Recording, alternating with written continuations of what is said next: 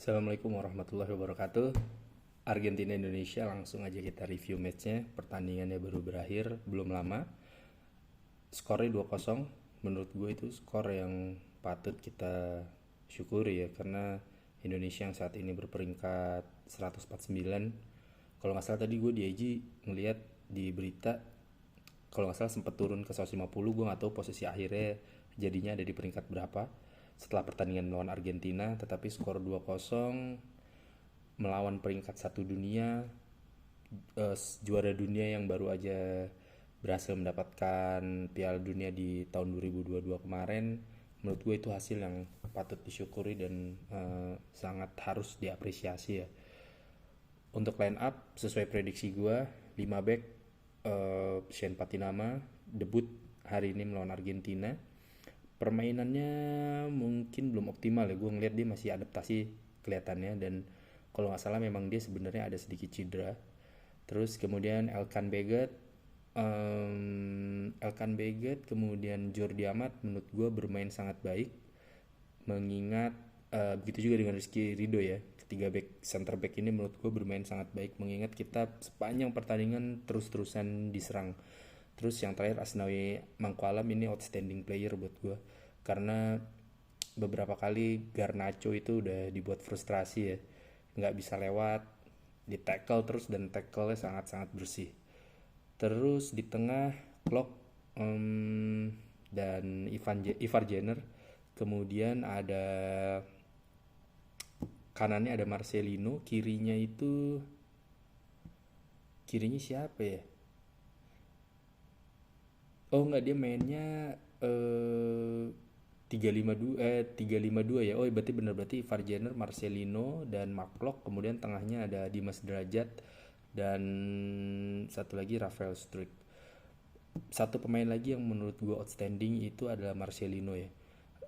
Gue nggak tahu, ini pemain tenang banget. Beberapa kali juga pemain Argentina terpancing akhirnya membuat pelanggaran.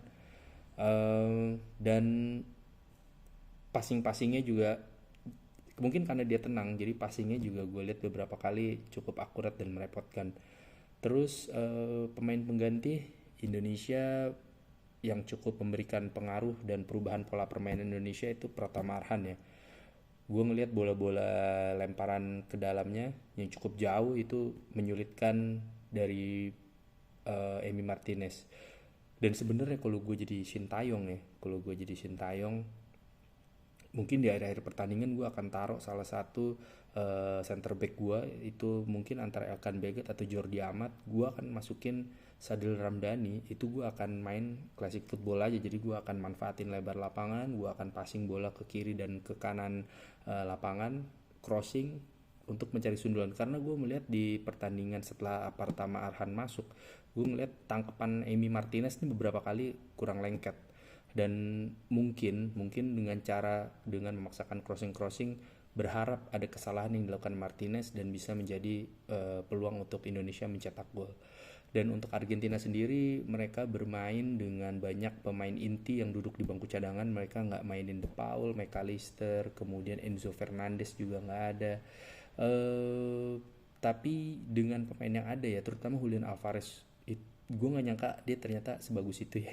Karena kan di City dia bukan pilihan pertama, tapi sebagus itu sih menurut gue. eh, Tidak adanya Messi, dia justru bisa tampil di pertandingan ini, bisa menunjukkan siapa dia sebenarnya. Dan buat gue dia pemain yang bagus. Ternyata gue baru sadar juga ya, mungkin karena gue nggak terlalu mencermati pertandingan dia ketika bermain di Liga Inggris, tapi gue nggak nyangka dia oke banget sih tadi mainnya.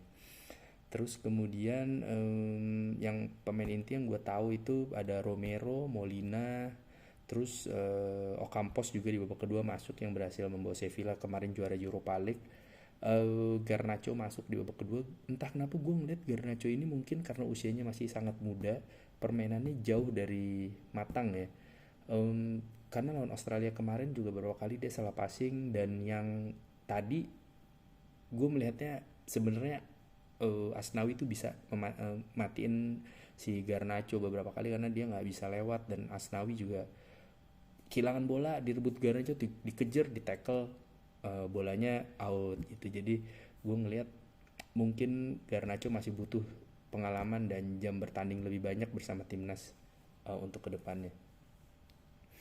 Oke, itu tadi reviewnya. Dan selanjutnya mungkin di tahun ini masih ada FIFA Matchday, dan menurut gue sudah sepatutnya eh, Indonesia mulai fokus untuk menatap Piala Asia 2024, di mana Indonesia ditargetkan setidaknya lolos dari fase grup.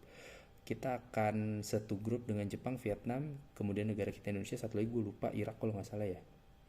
Ya intinya menurut gue ya, PSSI itu udah harus mulai mencari lawan-lawan yang setidaknya memiliki gaya permainan yang sama dengan tim-tim yang akan bergabung dengan Indonesia di grup di Piala Asia nanti. Mungkin kalau katakanlah saat ini kemarin kita udah dapat lawan Palestina, itu juga lawan yang bagus karena 100 besar di ranking FIFA. Kemudian Argentina yang pastinya bagus banget karena walaupun nggak ada Messi dan bermain dengan dan bermain dengan tidak adanya beberapa pemain utama, mereka masih bisa menguasai pertandingan dan bisa menekan Indonesia terus-menerus. Tapi sebenarnya gue melihat pertandingan antara Argentina dan Indonesia tadi itu sebenarnya nggak cuma pengalaman buat timnas Indonesia aja sih. Sebenarnya itu juga pengalaman untuk timnas Argentina itu sendiri dan juga untuk Lionel Scaloni ya, karena bagaimana berhadapan dengan salah satu tim yang mungkin gaya bermainnya baru, karena itu adalah tim di Asia Tenggara bermain dengan parking bus. Dan saya melihat tadi di pertandingan tadi ya, Scaloni itu kelihatan beberapa kali frustasi karena sulit untuk membongkar pertahanan Indonesia. Dan 2 gol dari Argentina itu, satu tendangan jarak jauh dan satu dari bola mati.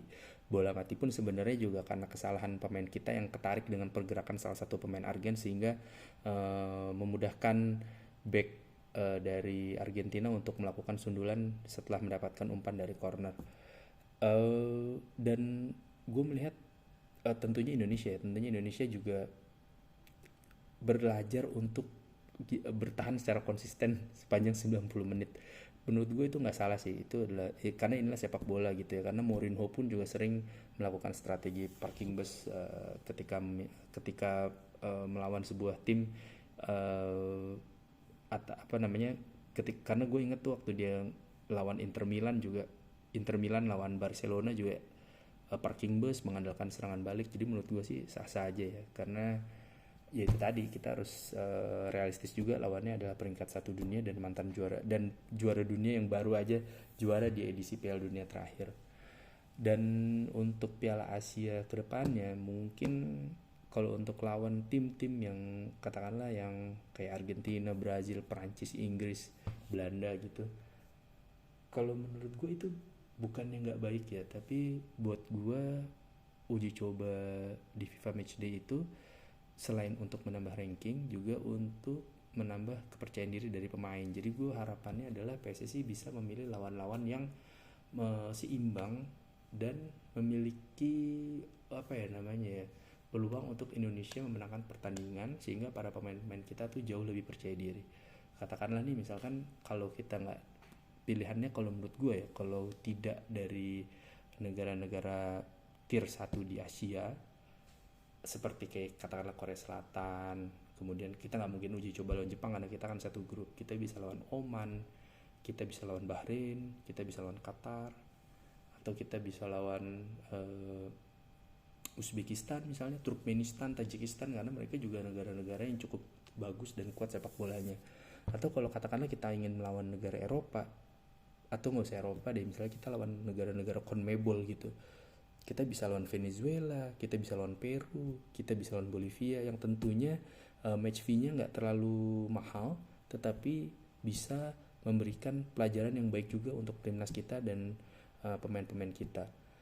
Jadi gue berharapnya di FIFA Matchday berikutnya Indonesia bisa bermain lebih baik lagi, bisa memenangkan pertandingan, bisa menambah poin untuk menaikkan peringkat FIFA kita, dan yang terakhir tentunya untuk menambah kepercayaan diri sebelum menghadapi Piala Asia 2024. Oke, mungkin itu aja review dari gua pertandingan Indonesia lawan Argentina. Sampai ketemu lagi di video selanjutnya. gue sebenarnya udah nyiapin beberapa konten yang insya Allah menarik buat ditonton. Oke, thank you, sampai ketemu lagi. Assalamualaikum warahmatullahi wabarakatuh.